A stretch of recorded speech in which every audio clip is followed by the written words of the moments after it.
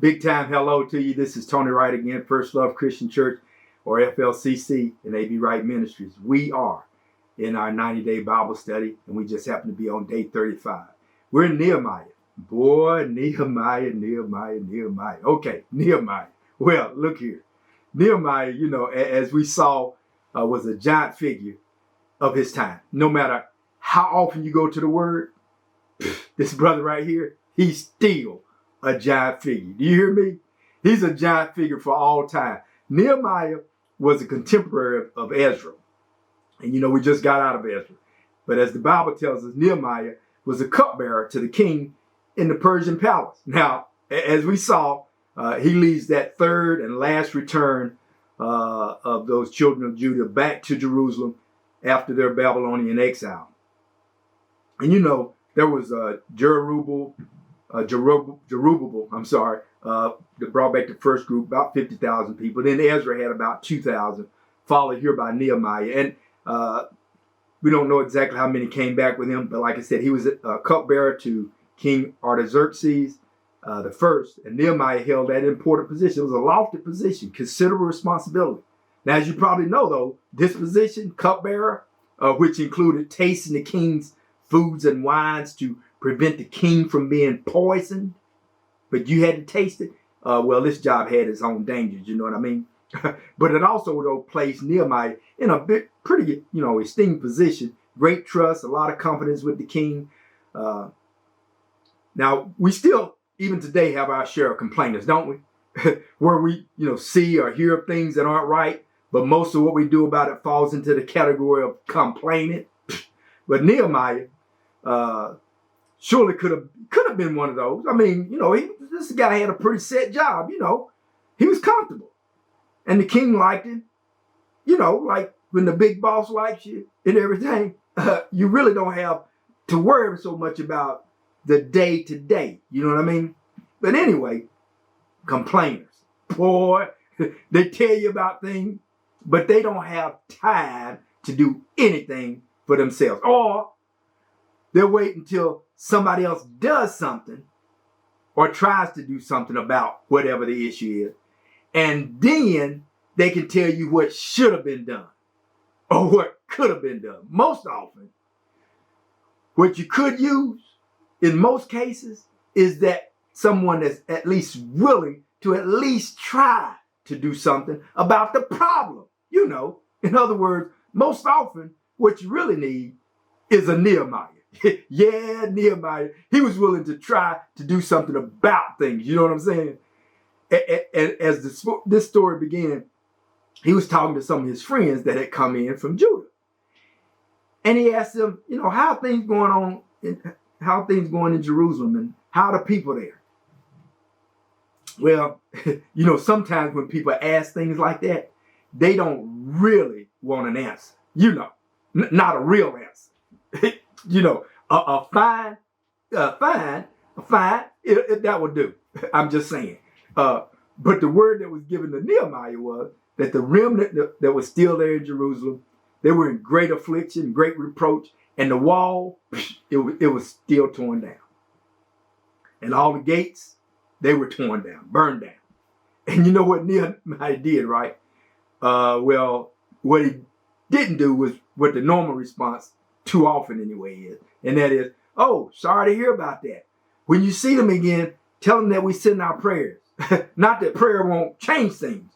But right now, what they need is a wall. Boy, if y'all don't stop with that, tell them I'm praying for them. Somebody better stop me. Anyway, that's not what Nehemiah did. This brother, he was devastated. He sat down and he wept and he mourned for days. Then he fasted and prayed. And he was not just praying, but he was seeking direction and favor. Now, Nehemiah, he reminded God that although he and his people had failed God in many ways and at many times, right?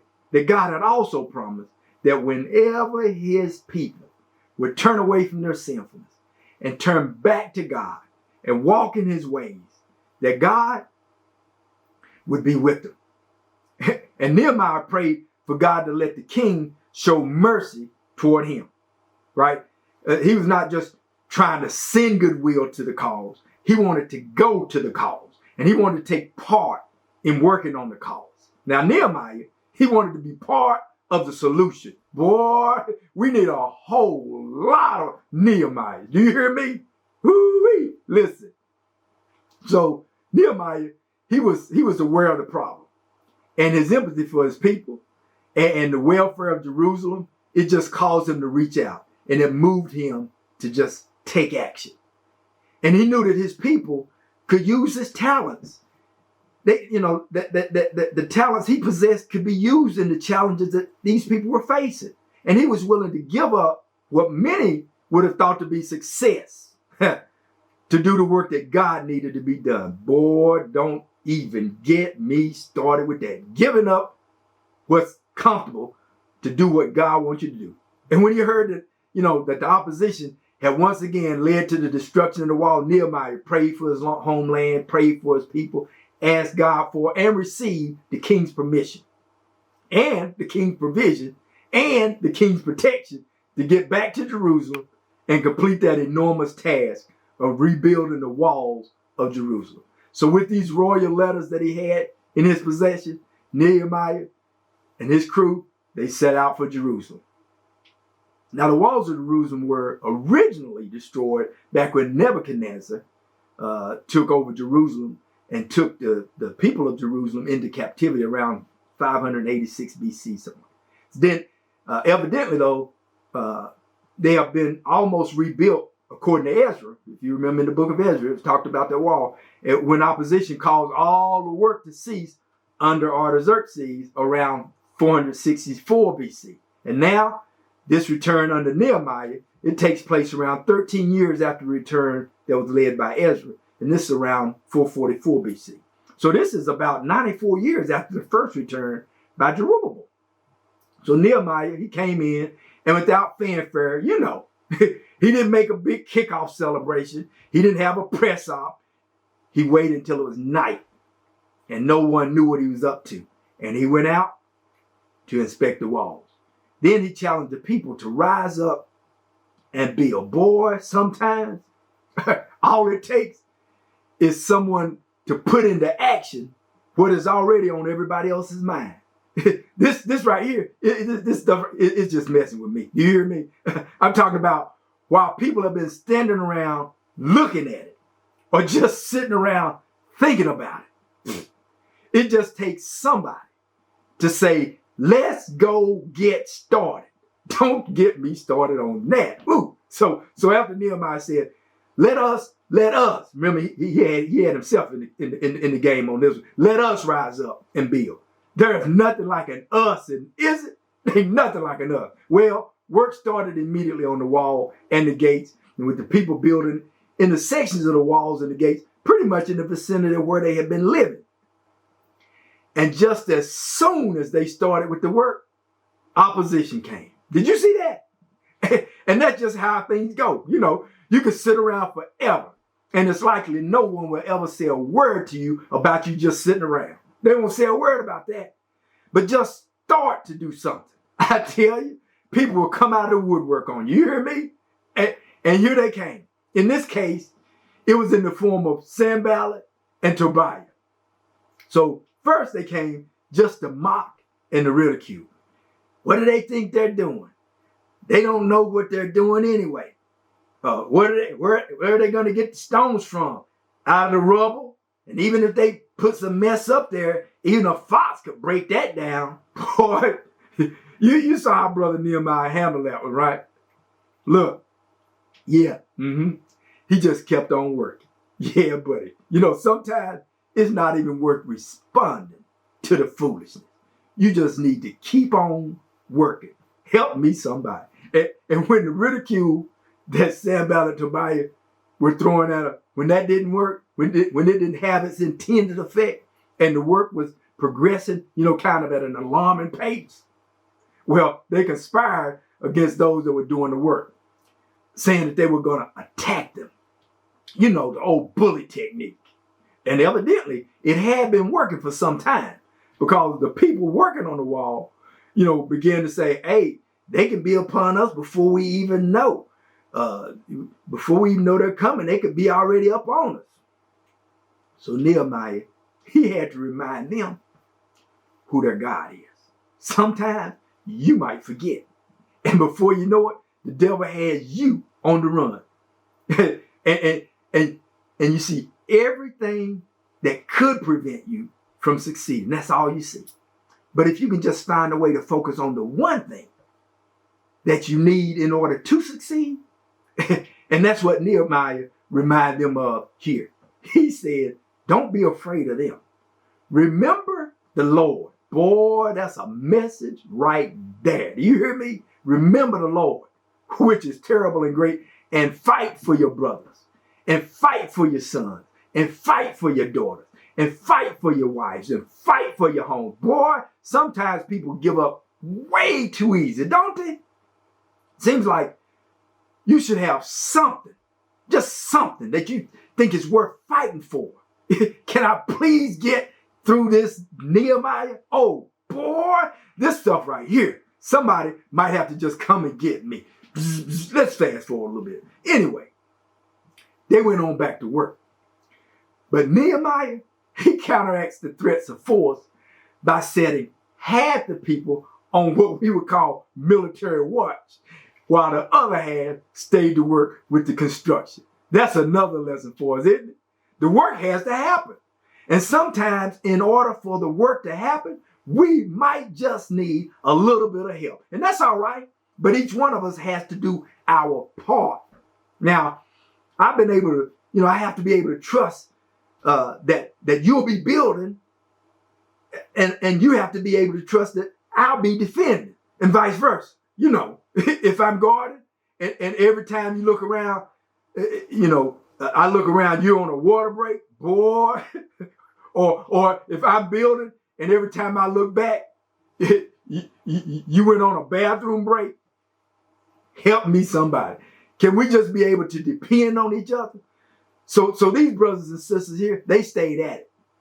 But that made the opposition even angrier. The opposition, they just want you to stop. That's all.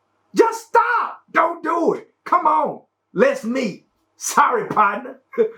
I'm doing a great work and I can't come down.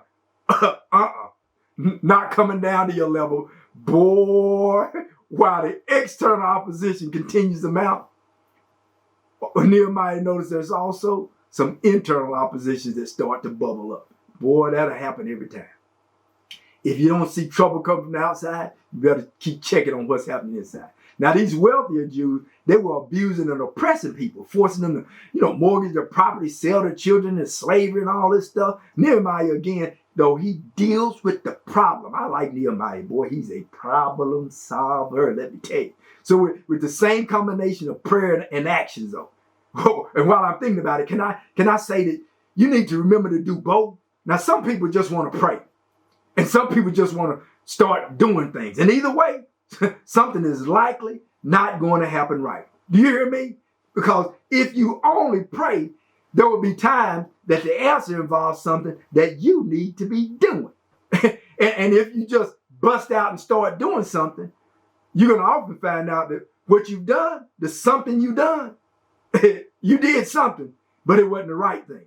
So if you want something to be done and you want it to be right, remember to pray and do. Now, that was free.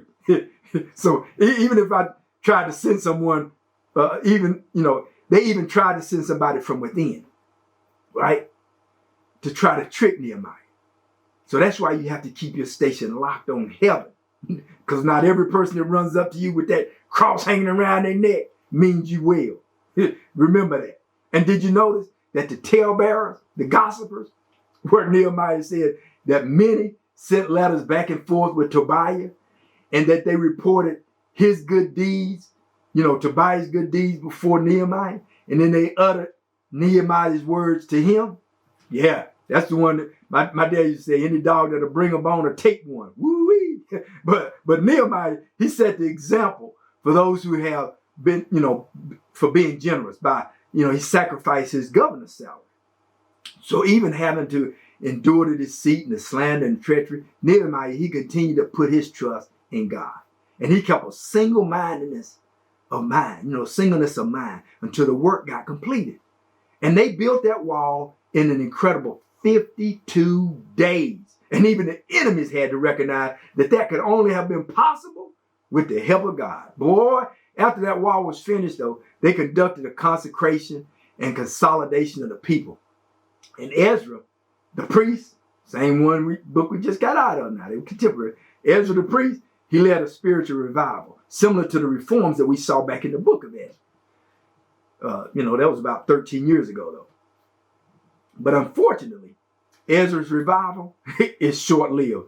And Nehemiah, he makes a second trip to Jerusalem around 425 BC to reform the people. Hey, speaking of short-lived, I'm out of here for now. But it'll be short-lived. We will be back. In the meantime, you keep reading this big-time awesome word, and you keep checking us out on your favorite social media platform. And don't forget, tell your friends, tell your neighbors, FLCC, we are on the move. We're taking ministry back to the first love. Peace.